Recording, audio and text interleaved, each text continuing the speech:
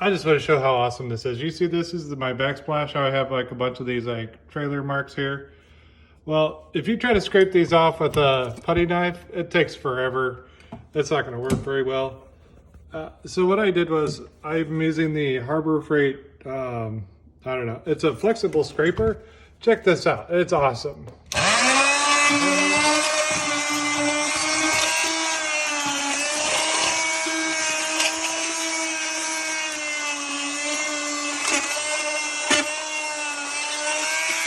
just awesome.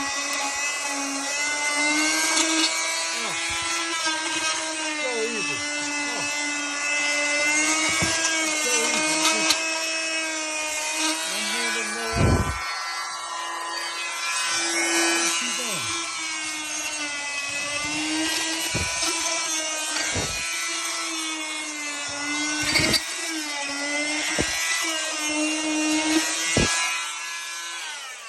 Yeah, that's awesome.